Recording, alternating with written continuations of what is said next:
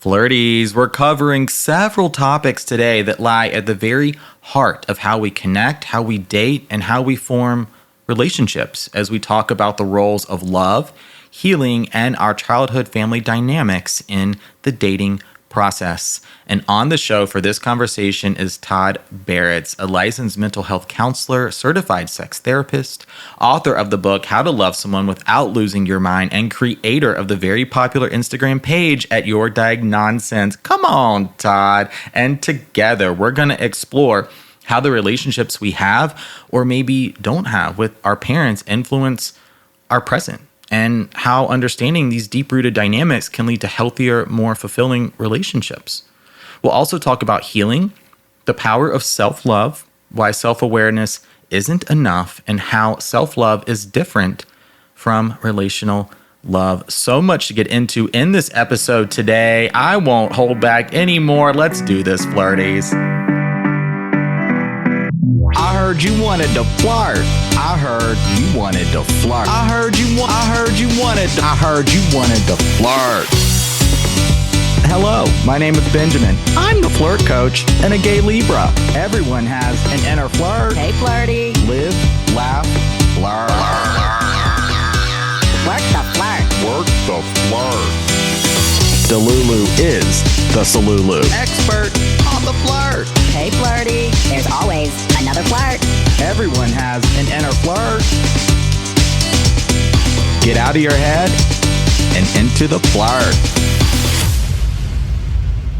All right, flirties, on the show today, someone that I bet you're familiar with, as we're going to be talking about the themes of self-love, relational love, healing, and family dynamics, how that impacts our dating lives with Todd Baratz. Welcome to the show.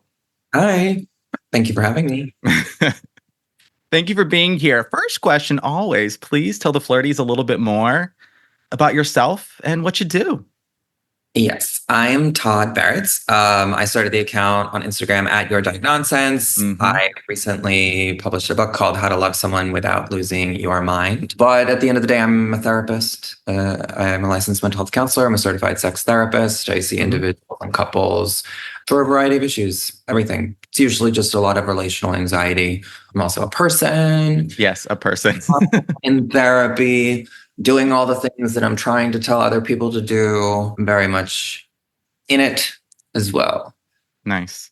Yeah, because I've been following for a little bit. I've reposted. I know my friends are always sharing your content, other coaches and therapists as well. So I know some of your story, but I'm curious to hear a little bit more about how you got into this work and started your very famous Instagram page. Well, thank you for the support and the sharing. Yeah.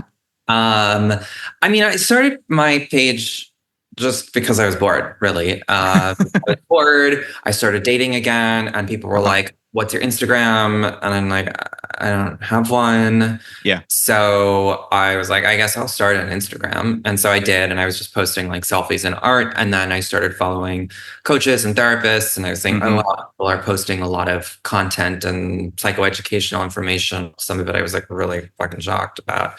Yeah. So then I was like, oh, this could be fun because I've always liked to write. And I am by no means an artist, but I kind of still have fun playing around with colors. So then I was just like, this could be fun to do. And then I kept doing it and people liked it. So that was one thing after another. Yeah, it's good. Yeah, I started my Instagram, not the Flirtstagram I have now as the flirt coach, but a personal that I had for a while when I started to date again after getting out of a long-term relationship back in 2017, 2018. And I was getting that question of like, where's your Instagram? Like, can I like follow you? Like all this stuff. And I was like, what is this? Like an online calling card of sorts? Like I need to have this extra extension of a dating profile for, I don't know, a way for people to check up on me, see my pictures, whatever. So I did the Instagram thing, and the personal has been, honestly, I think it still lives somewhere on the reaches of the internet because I lost my password and can't get into it anymore. And it's just there, but whatever, it's existing in some form. Yeah, there you can find it. Someone can hack it and have a good time. Fantastic. No, let's not put that into existence. As soon as I said that, I was like, what? No. But Flirtstagram lives on. And so I want to, all right, start to break down, because one thing I get from your content that I really, really love is you talk about self-love a lot, but also how that's similar and yet very different from relational love, the type of love you'll experience with yourself, but also the type of love you'll experience and develop inside of connections and relationships. And Mhm. so I like that distinction because it's like they're not one and the same. It's not meant to replace or duplicate. They very much exist as, I think, individual and distinct forms of love. And so I want to get your perspective. Yeah, what is self-love anyway? I couldn't tell. I don't know. It's like, what does love mean? I mean, it's a very Yeah. subjective experience. I think people are really anxious and want to feel good. And Mhm. so there's a lot of content about self love. There's a lot of content about relational love, about love. And some people are saying that, how can you love someone else if you can't love yourself? Blah, blah, blah. I think it's all important. The love that we can develop for ourselves, the love that we can develop for others. Yeah. All of these experiences are really important and unfortunately not something we get a roadmap for, not Yeah. something really get any information about how to cultivate. So it's a challenge. So I would say that, self-love is just having the type of relationship, the quality of the relationship that you have with yourself and how Mhm. compassionate we could be with ourselves. Just like loving someone else is something similar, how compassionate, how connected we can Yeah. feel. Similar as how connected we can feel to ourselves. As I was saying, so many people are like, you have to love yourself first. No, it happens, love, blah, blah, blah. I don't think it really matters so long as you're really developing the skills necessary to cultivate compassion, understanding, awareness, curiosity, empathy, Mm. all of that stuff for Mhm. yourself, for other people, for the world, for life itself. That's kind of where it's at. And I know that so many people are like, no, it's self-love. Self-love is this thing, it's so trendy. Yeah. Um, Yeah. but we really kind of have to look underneath, which is there's a lot of anxiety that we want to feel better. We don't want to feel pain. And we're trying to find this specific formula so we can just ensure that our pain will be less, Mhm. which is a fantasy and ridiculous. The focus for me when I'm working with people is really developing awareness, understanding, and empathy. Okay. Self, others, world. And whatever other people want to do with the ideas of self-love or relational love or what Mm. order they want to put it in, that can be personal and subjective. But Mhm. important parts are, developing an understanding, developing empathy and Right. compassion. Okay.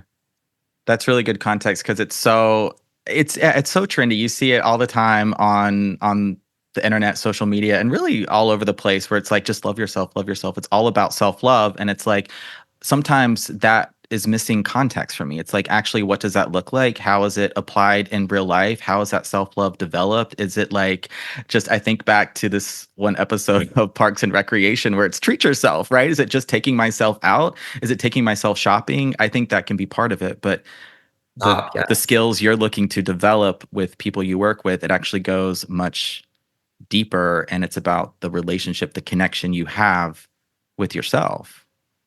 100%. Cool. Okay, yeah, because I had this idea as I was thinking at Flirt headquarters. I think a lot sometimes, and I really wanted to, yeah, really. There has not been an episode and a discussion really breaking down love and how that ties into healing. And we're going to get into childhood and family dynamics later in this discussion as well. And now I want to hear from you. So we've gotten some understanding for self-love. What is relational love? Are there similarities, differences, and how that starts to develop in the context of yeah, when we're dating? It's kind of what I just said, developing an Okay. awareness, developing curiosity, developing empathy, but also, eh, doing what I do, I've come to really appreciate how diverse opinions are, how diverse people's definitions are. So, like, philosophers have been trying to define what love is for centuries. I think that this is Yeah. an inside job. But for me, it's about connection. It's about understanding. It's about intimacy, emotional intimacy. Hmm.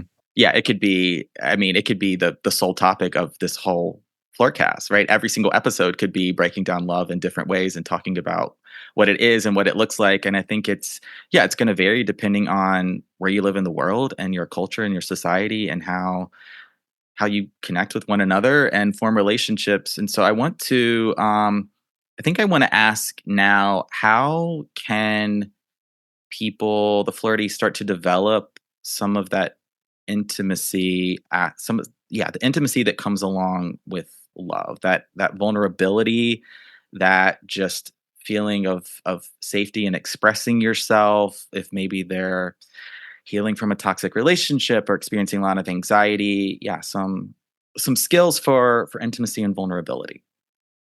Self-awareness, Mhm. curiosity, Right. patience, presence. Yeah. And by self-awareness, I mean, knowing who we are, knowing our history, knowing our story, and being able to communicate that. And by curiosity, I Yeah. mean curiosity about somebody else's story and history, and being Mm. able to engage with them in a meaningful, deeper conversation. Patience in terms of, really allowing yourself to get to know somebody and to let Mhm. them get to know you. I think so many people are going on dates and really just wanting to feel things right away after a couple of dates or on date one. And the reality is that vulnerability just doesn't happen that quickly for some people, for most people, Mhm. especially with a stranger. So vulnerability has to be something that can unfold slowly. Mhm. It's also something that, we can't fully develop intimacy with somebody without having a variety of experiences with them. So Yeah. it's also about that too, time. Um, but it takes a lot of work. I think people often just want it to happen without risk, with ease, without disappointment or difficulty. But it actually does take a lot of work to build a connection with somebody, to build emotional intimacy, to Mhm. express, experience vulnerability.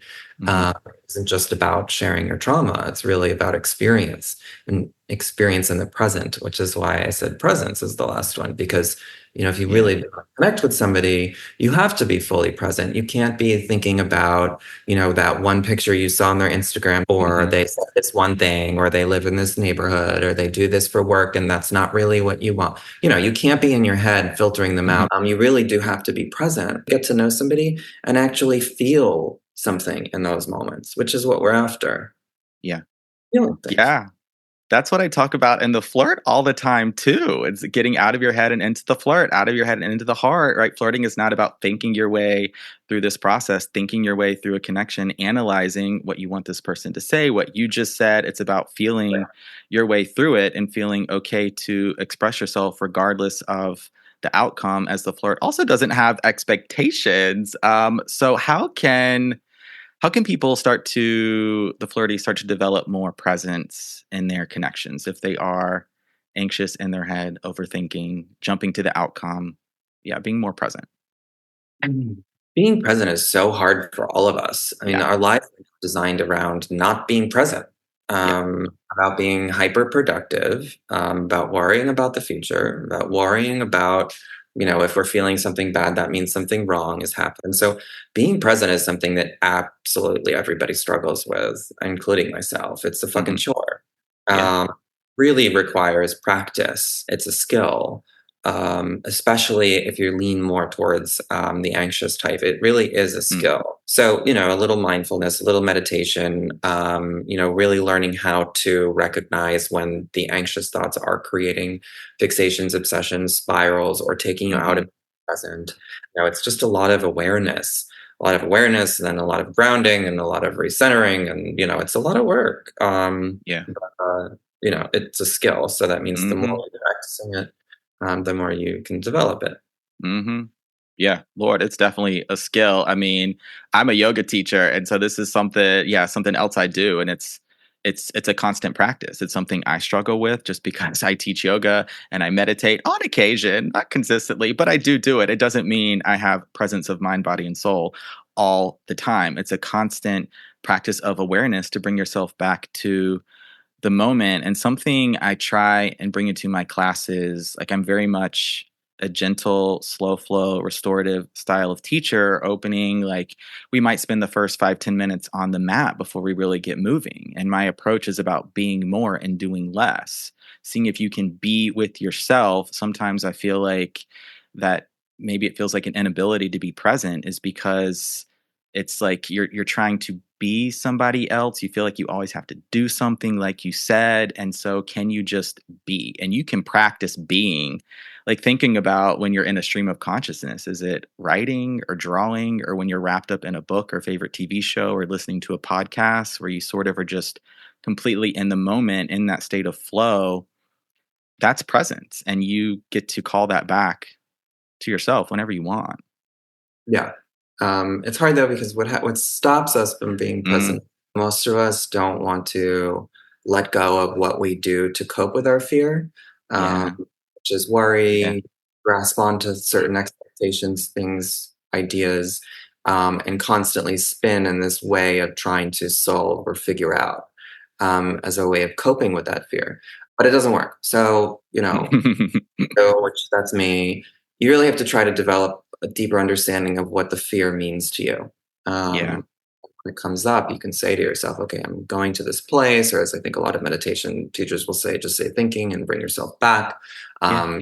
Or whatever the fuck you want to say. But you got to recognize that the fear is propelling some of the barriers, it's creating some of the barriers to your ability to be present with others. Hmm. Yeah. This has been a theme that comes up on flirtations a lot, this theme of fear, because it comes up in all aspects of our life, but also in dating. And so, what are some of in your experience, some of the stories that may come along with that feeling of fear that people tell themselves? What are the stories that Yeah, is it like it didn't work last time, it's not going to work this time, or yeah, some of like the stories that maybe live behind the fear.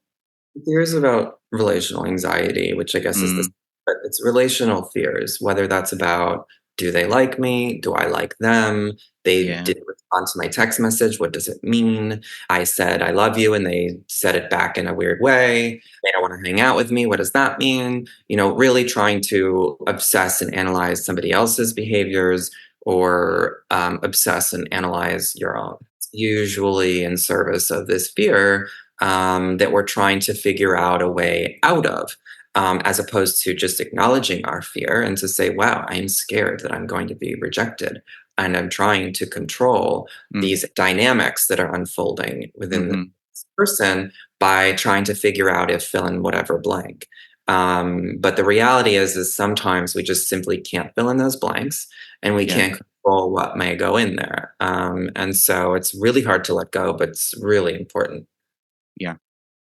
Yeah, oh my god, the letting go piece is difficult. I think this is a good time. So I have this question that came from Flirtstagram, and it's about fear and letting go. And that is if you're coming out of a relationship that was, like we hear the word toxic a lot, but let's just say like not healthy. There was some there was an imbalance. It just, yeah, it wasn't a good supportive connection for you. How can you start this person says, regain your power and love yourself, begin to heal from a negative relationship or a relationship that impacted you in a negative way? I really going to make a very blanket statement, but I don't think Okay. people do this stuff on their own. Okay. I think self reflection is overrated in terms of when you're working through something major like an abusive relationship that really left a mark. When it Mhm. comes to trauma, when it comes to these earlier wounds, self reflection isn't enough.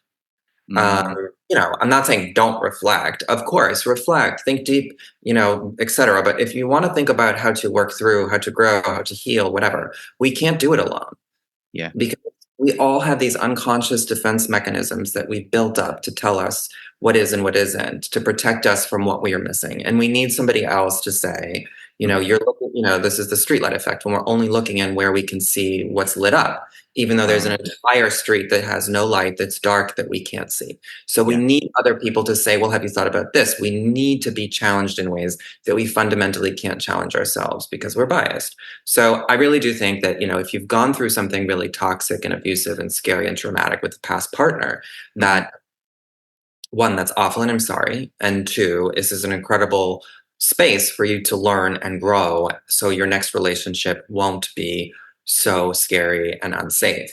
And if Yeah. you want to do that, you need help. You need help. You need to Yeah. understand how you got there and you need somebody to help you understand that, because I really don't think we can do that on our own. We've developed Yeah. way too many fancy ways to defend ourselves against facing our own truths. Mm, And, this is when you hear people say, I came to this realization that this and this and this. And it's like a week later, nothing has changed. right. That type of change doesn't work like that. If we Mm, want to change and grow when it comes to experiencing mhm. abuse, it's a long process, and it requires a complete learning and relearning of new sets of skills in terms of Yeah. boundaries, relational skills, and internal coping skills, and all of the things that we simply just can't do on our own. So anyway, Yeah. you need to get help. Yeah. Yeah. And I think I mean, I agree. And what my like perspective, what I would do as a coach, because I really am clear on my role as a coach and what I can and cannot do.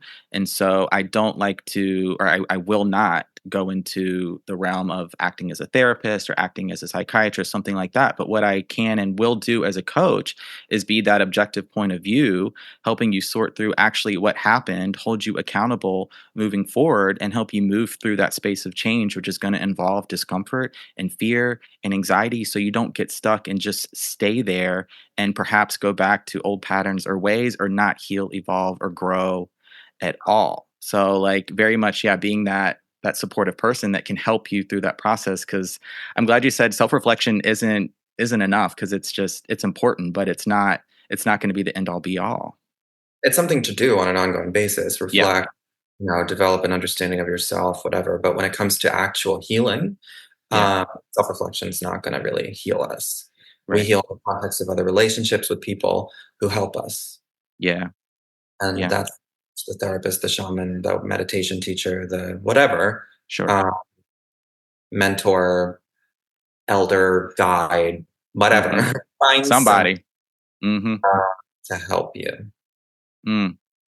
Yeah, and I think listening to this episode, you're getting some good insight, wisdom, and help right now as we open the show, really talking about love, breaking it down between self-love, relational love, and now we've taken the conversation into healing, which is perfect because it's where I wanted the conversation to go next. And so it's like such another big trendy buzzword along with self-love. And so from your perspective, what is healing anyway? We're living in a time right now where mental health, relational health, trauma is trending, and I don't mean that in a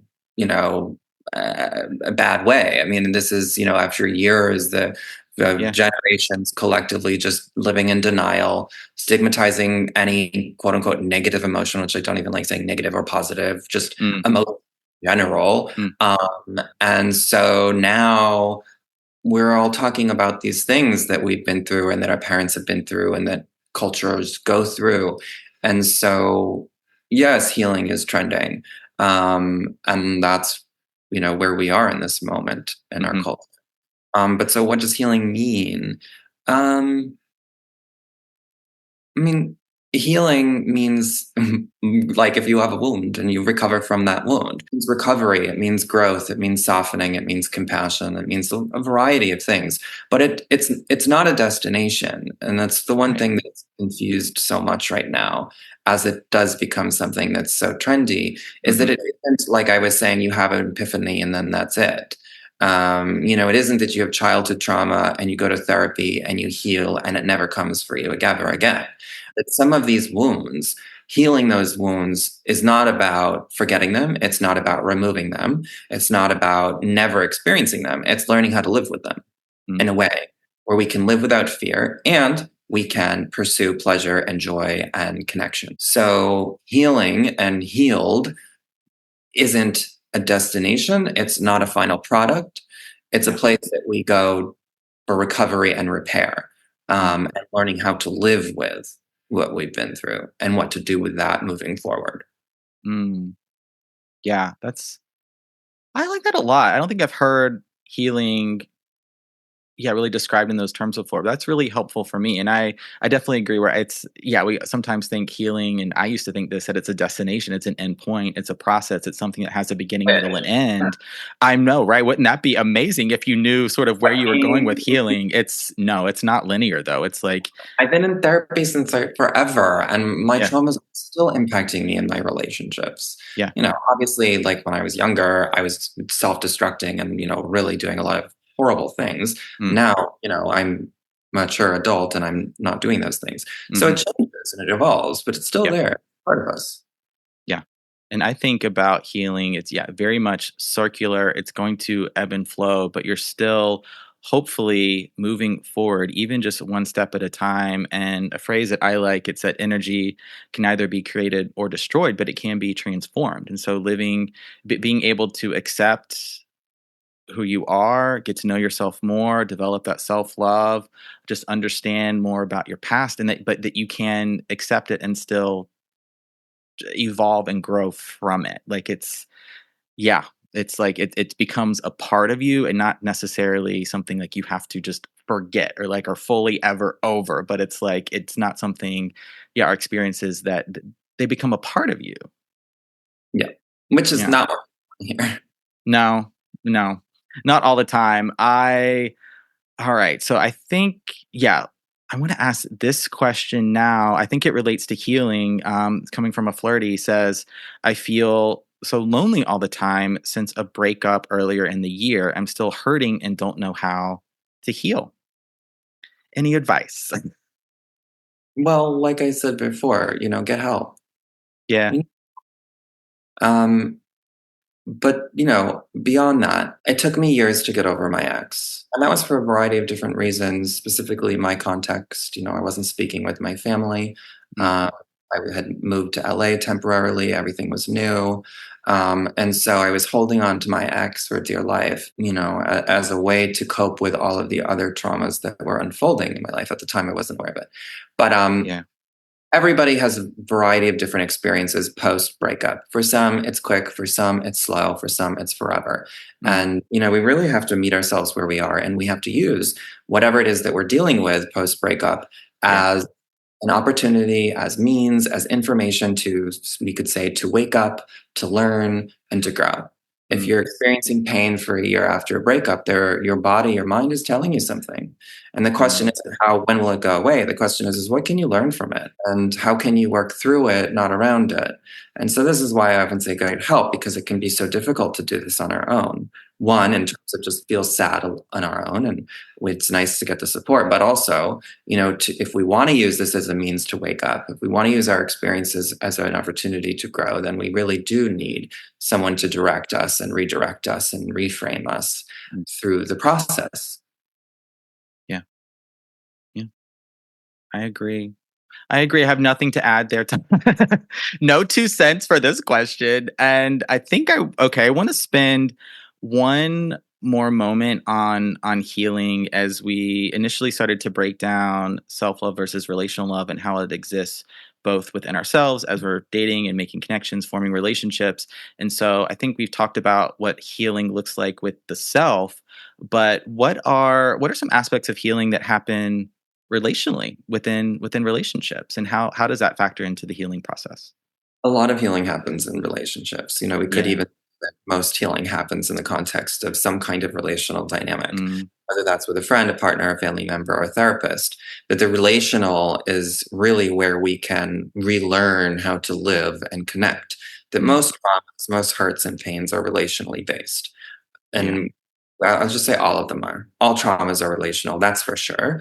Mm, Most pains are relational. And so, therefore, it requires a relational context to heal, to grow, and work through those yeah. pains. So, an example, I write about this in my book, something Mhm, that's called a corrective emotional experience is when we have an experience in the present that counteracts and challenges a belief we've had based on our trauma. So, the example I give is with my ex.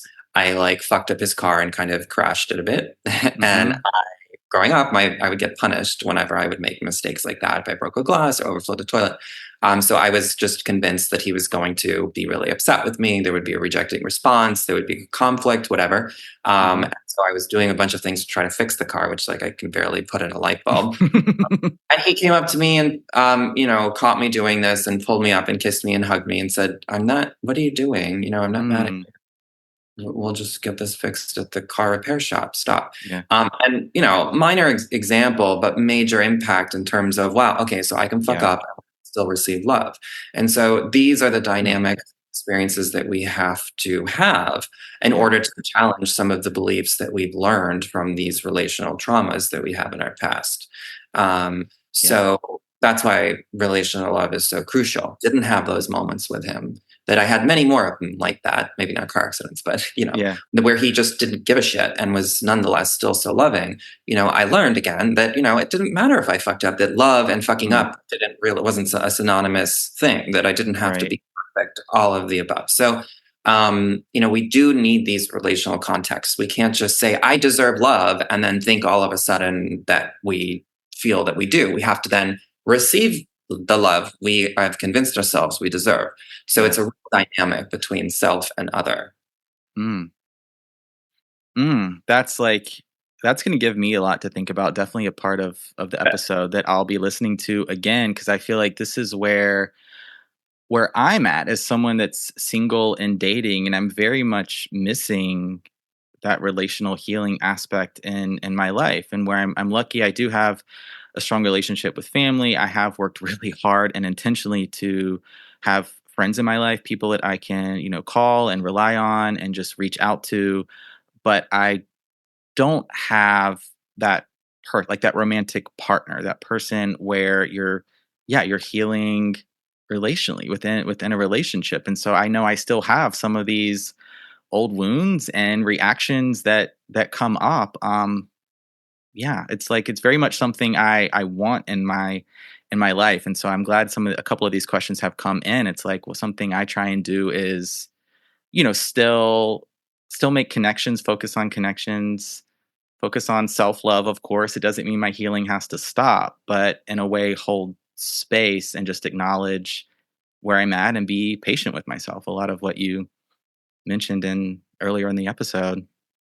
Yeah. And you don't need to, these experiences can happen with anyone. It doesn't have to be Sure, that's a good partner. point. It can happen with a therapist. It can happen with a coach. It can happen happen with your yoga teacher. It can happen with a stranger on the street. It can happen in all relational contexts. And, by the way, I mean, this wasn't the only reason why I gave that example and gave it in the book was because I was talking about how corrective experiences happen in romantic partnerships. But I had several of these with my therapist. Essentially, were more impactful than the ones that I had with my ex. Okay. So it isn't the end all be all. And we can have these experiences with so many people in our life. Yeah. Well, thank you, Todd. Healing me in real time on Flirtation. That was helpful. And I want to, all right, got some questions now. I mentioned that we were going to talk about just family dynamics and our childhood and how that impacts our dating lives and relationships. This is another theme that I get in your content, and I just really appreciate and love when you talk about it and how you talk about it. And so, alluding to, I think, a little bit already in the episode, but how can family dynamics and just our childhood experiences shape and impact our dating lives and our dating patterns, behaviors as well? It defines them. Okay. It's not how do they impact, they define them. They define even who we pick as a partner, who we are attracted to, who turns us on. It defines it. And so I know many people are existing in this kind of vacuum that leaves out all of this information as if, they had a normal childhood or, it's irrelevant and whatever. But if you're not thinking about how you are relationally without taking into consideration your family dynamics and your childhood experiences, you're not going to have a satisfying relationship. And you're living in some level of denial and repressed. I will stop reading people. But it's a defining feature of how we do it. Some relationships or even the dynamics with our partners are direct replicas, parallel, reenact, all of those things. Really want to develop a deep understanding of what our family dynamics were, what our role in our family was and is, what our attachment relationships were like, everything. All of that stuff is so integral to how we do love as adults. That is the blueprint. Whether or not you're consciously saying, I'm doing this because of my mother, because of my father or my brother or whatever. So you want to develop a story. And this is what I write a lot about in my book, is the importance of story when it comes to our relationships, is that we need to know our story. And that includes, absolutely everything. Family, school, social stuff, relationships, every singular thing, religion. And then we also then have to ask our partners what their stories are. And Right. the way this also goes for literally anyone in our life. If we want to be a good relational person, if we want to know how to have a conversation and form a deeper connection, we have to be curious about ourselves and other people. Otherwise, you're not having good conversations, you're not building real intimacy and vulnerability. So develop an understanding and curiosity of your own story. It's really important. Okay. All right. And what are so that our upbringing, family dynamics, not only does it impact how we date and form relationships, it defines us. So what in your work, what are some of those big, not trends, but like patterns you see? We hear a lot about attachment styles. I don't really talk about attachment styles a ton. So like maybe you want to bring that part up, but how, yeah, some of those like, kind of like big patterns or themes that may form out of our childhoods. I mean, again, everything. When it comes to how much attention we need, how much together time we need, Okay. comes to how much verbal affirmation we need, the types of um, the way in which we express our needs, or if we don't, how we withdraw, how we do conflict, how we resolve conflict, how we repair, Mm, how we learn to tolerate disappointment or not, how we express disappointment or not. mm, Absolutely every dynamic can be traced back to some ongoing experience from childhood or some cultural issues related to identity. That's also interconnected and systemic. So, it's important to know. yeah. What are some strategies that people can use to be curious about some of these patterns or behaviors if maybe they're with partners that haven't, maybe there hasn't been this accountability piece, they haven't really started to work through some of these wounds or traumas, these patterns, they haven't worked with a therapist or coach or a practitioner before, some ways to start to develop that curiosity. I mean, there's like a new self help book out every 5 seconds. Get my But- yes. read a book, Google. It's kind of like I've never played the guitar. If I wanted to learn how to play the guitar, I would probably buy a book. I would Yeah. probably sign up for lessons and watch some YouTube videos. And if I didn't want to get lessons, I guess you could teach yourself. Mhm. But still, finding a coach or a teacher would be really helpful. These are skills, and so you can simply Google. Mhm. Know that you're wanting me to be the Google, but I think this is what I'm talking about curiosity, is that people really lack this kind of curiosity where they're not even Googling, like, how do I, whatever, they're just feeling paralyzed and stuck.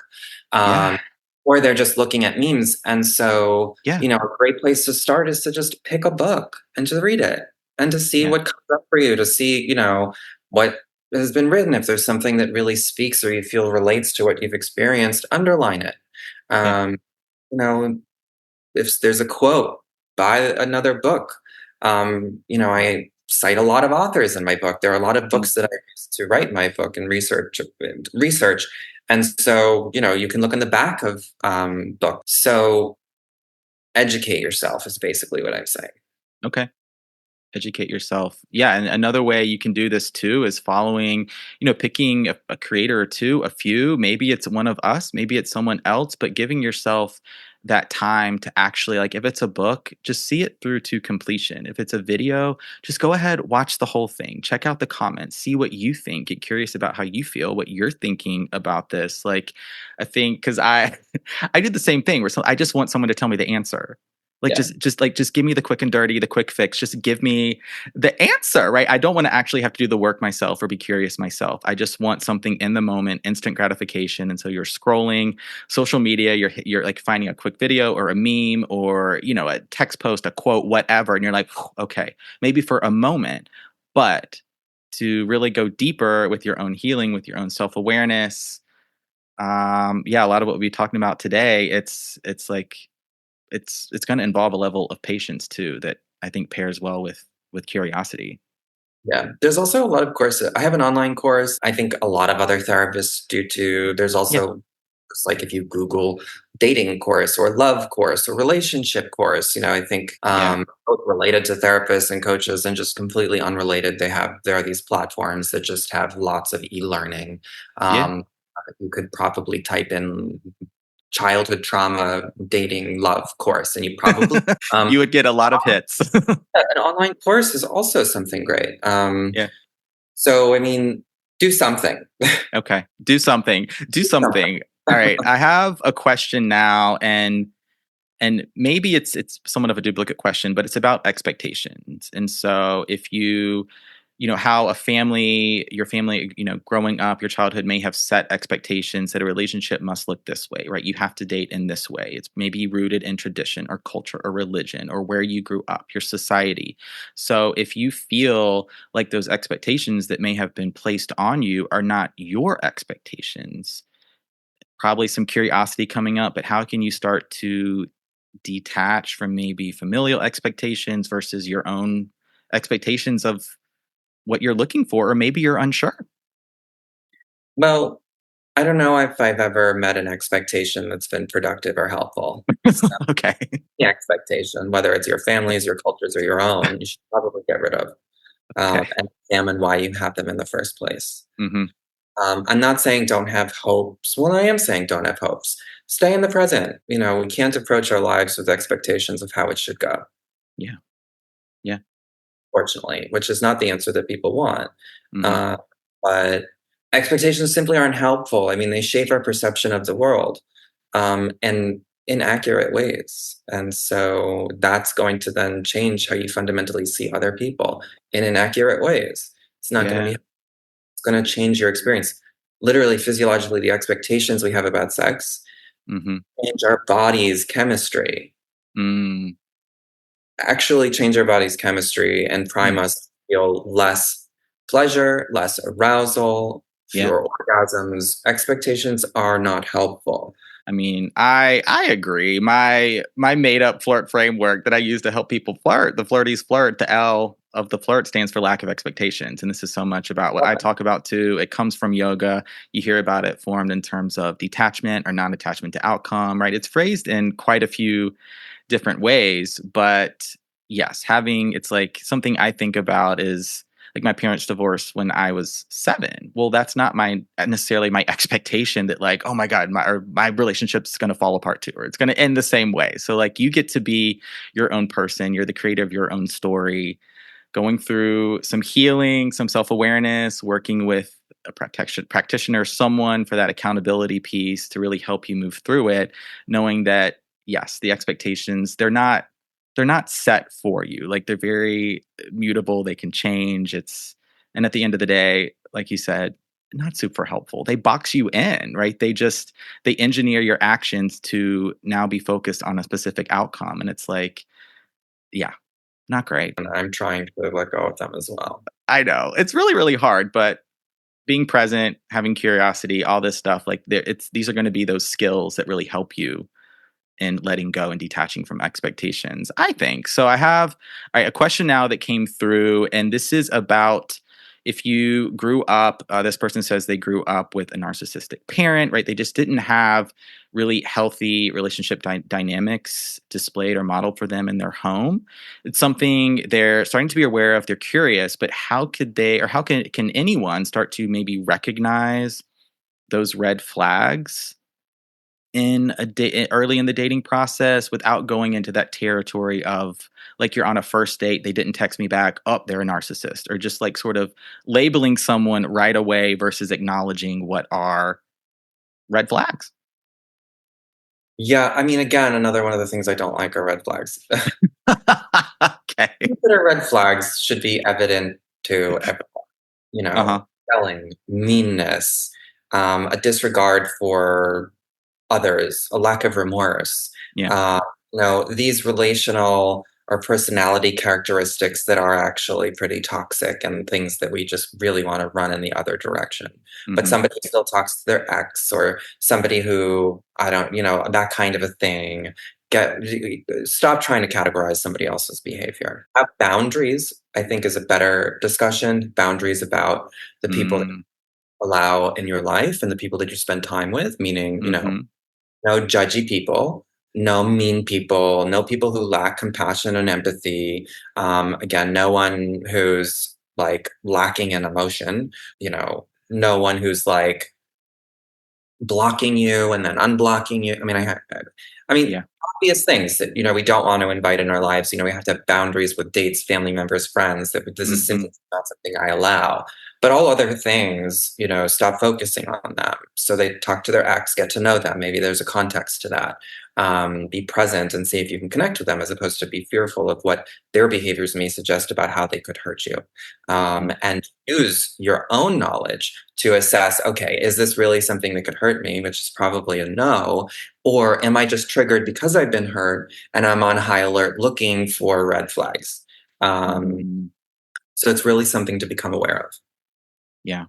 and let go of if they are unnecessary, which most of them. Thank you, Todd. 'Cause I like that distinction, and like one of the takeaways I got from that is perhaps like your expectations can also be boundaries. So like a boundary and just a way of knowing that you deserve to not be blocked and unblocked, right? The hot cold, all the mixed signals. Like these are just, I agree, not red flags. These are just dating behaviors that you should use to sort of disqualify. Yeah, like these are just because you don't want to be certainly in a relationship with someone that's gonna be like that. I don't. No. Mm-mm.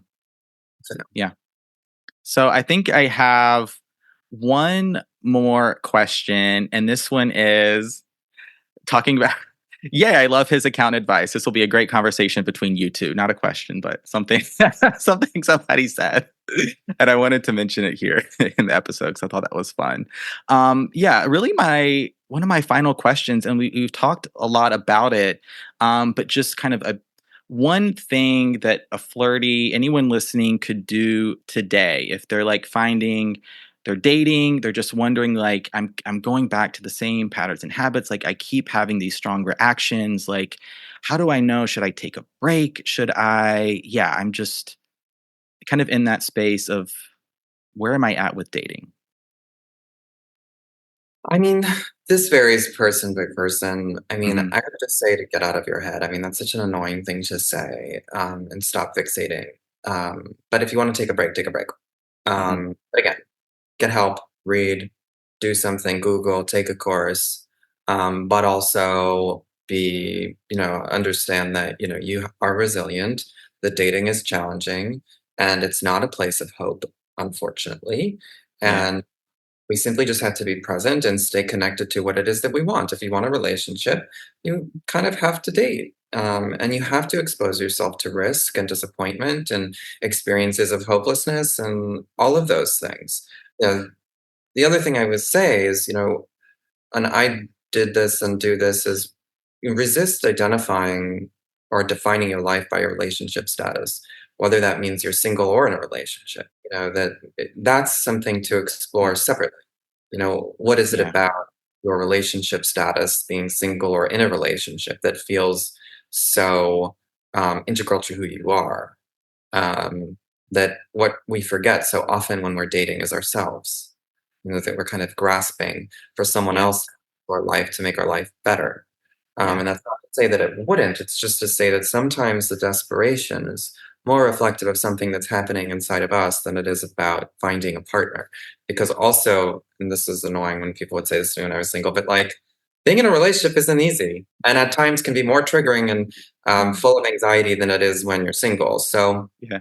I think there is something also to be said about learning how to enjoy where you are, even if it has challenge, because no experience, whether you're dating and single for years or in a relationship for years, neither experience is going to be easy.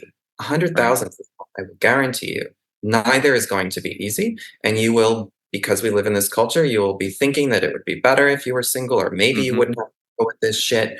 Or if Hmm. you were single, you would think maybe I would be able to do this if I was in a relationship, or things would be Hmm. better.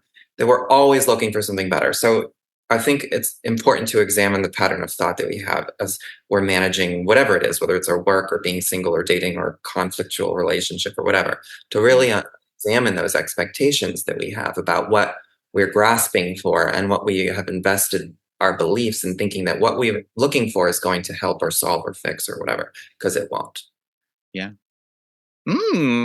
Todd, that was so good because I find myself having these thoughts, yeah, dating and single, it's like just looking for that relationship that may be the solution, the fix, like just sort of be that thing that just makes my life infinitely better. And yeah, there can be lots of positives that come from a relationship, but also it's gonna be not without its challenges and stuff too. And being able to just being single ain't so bad. I mean, It's every not. life is good, bad, middle, up and down, nauseating and wonderful and pleasurable and Yeah, shitty. All of the things. All of all the things. Well, Todd, thank you so much for being on the show today and having this conversation with myself and the Flirties. Very last question is where you live on the internet, how the Flirties can find you, work with you, and buy your book. Yeah, you can find me at Your Diag Nonsense, and my book is out everywhere. How to Love Somebody Without Losing Your Mind. Come find me. Come say hi. Well, I'll send the Flirties your way, linking everything in the show notes. And Todd, thank you again for being on the show today. Thanks for having me. That's going to do it for this episode of Flirtations. Thank you so much to our guest for this conversation, Todd Baratz. And for more on Todd, to follow, work with him, buy his book, all is linked in the show notes. I hope this was a really powerful and impactful episode as we really got into some important topics that I think, yeah, I wanted to bring you this standalone episode today on love, healing, childhood family dynamics, because we bring so much into the dating process. And I'm so glad that Todd was here to have this conversation with us today. Thank you so much for tuning in to this episode, wherever you may be in the world. Yeah, really appreciate you being here. Please rate, review, subscribe, leave some feedback, a comment. Let me know how you enjoyed this one today. And yeah, from here at Flirt Headquarters, my name is Benjamin. I'm the Flirt Coach. Signing off until next time. All right, Flirty. Happy flirting.